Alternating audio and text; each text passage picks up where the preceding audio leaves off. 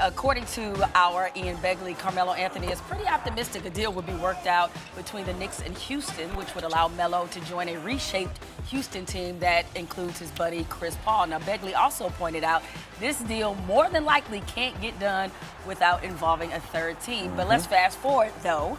Let's say the Rockets are able to pull off a trade for Melo. Would that put them on the Warriors' level? Not equal, but very close. Like Daryl Morey said last week, that looking at the top 8 rotation for Houston as it stands now, he thinks they've closed the gap. I think that's just a slight misuse of words, if I may say so. They've narrowed the gap. Okay. It's not as wide as it once was before they obviously got Chris Paul. And P.J. Tucker, love that pickup as well. I'm not holding my breath that this is going to happen. Me neither. Carmelo being optimistic about the Knicks, he could be hopeful. Right. Look, I know that both he and Chris Paul are so hell-bent on playing together in Houston that if it took them calling up every owner in the NBA to see if they can get a third team to take Ryan Anderson's contract, they would do it. They would personally negotiate this deal if they could. But nobody wants Ryan Anderson's contract. The Knicks, they want some kind of assets in return. And nobody is really, if you're another team, why do you want to help Houston anyway? Why? There's that too. So, ultimately, I think this is one of those situations where he's stuck like Chuck. I would love to see Melo move to Houston, or Cleveland for that matter, to play meaningful basketball. Because I do think, despite his defensive deficiencies, in Houston, that's a lot of firepower for the Warriors to have to deal with as well. It is, but let's not forget the kind of offseason, the Warriors have just had as well, right? With Swaggy P. I mean, they've been... Say that again? With Swaggy P. I know, sentences you never thought you would say, that a key offseason acquisition... Warriors are big winners. Not because of the discount Durant took, but Swaggy P. Yeah, I got you. And Omar Casper, too. So they've had a nice offseason themselves.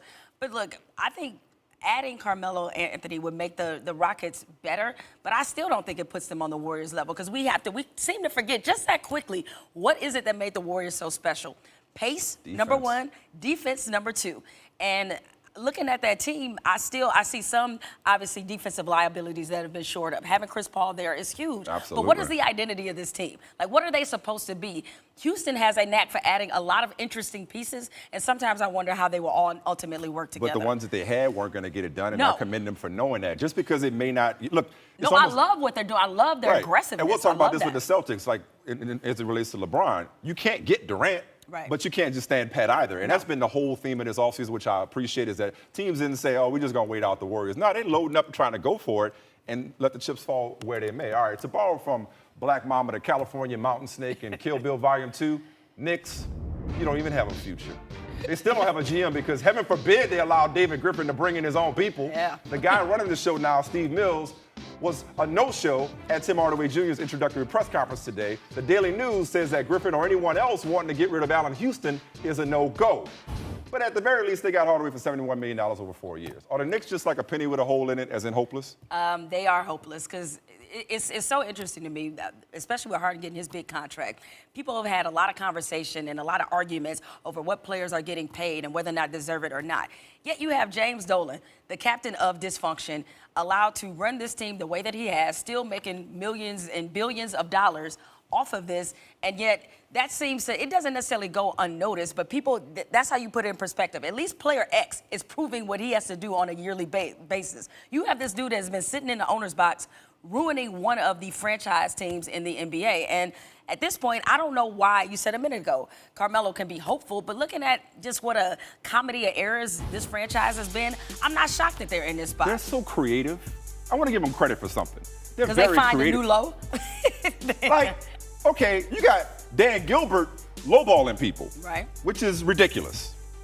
You got the Knicks saying, nah, we just don't think you should be making the decisions because we're doing such a bang-up job of that. Can judge anyone Like, for this. no, we want to keep the status quo. We don't want to get rid of people that have not done anything. Why would we do that? Why would we allow a general manager to generally manage? In what world is that a smart thing? Not in New York. No. It's not a smart thing to let an accountant general manager come in and make decisions. Oh, and whoever is blessed or cursed, whichever way you want to look at it, with this opportunity, now you got to take Tim Hardaway Jr.'s contract too. Good So let's luck. make the job even harder for the next cat, whether that's Allen Houston sooner rather than later, or Steve Mills, or whoever it is.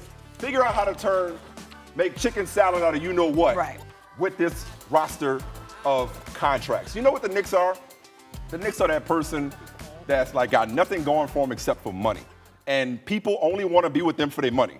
Like you try to tell them, like she a gold digger, right. or he just wants you for your money. He just trying to take your inheritance. Right. That's the only like way he's gonna get anybody to go you there. You Mary J. He's Kendu. I haven't caught up there.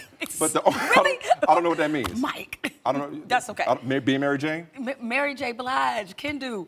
Her husband, he's taking her to the cleaners. Where you been? Oh, I thought you said Mary Jane. No, Mary J. Blige. See? You just got me all off track. My overall point in the matter was you have New York City, which should attract talent in and of itself. Right. The only way people are ever going to sign or work for New York is if you overpay. Correct. Meanwhile, Phil's somewhere with his feet kicked up, laughing right now. That was the best thing of the weekend, him just tweeting, because I told you, they got rid of him. They did the right thing getting rid of him, but for the wrong reasons. And he's out there just relaxing and chilling, collecting checks like everybody else that works for them. Well, and he's probably, that's also his way of saying, oh, and you thought I was the problem. I told you. Right.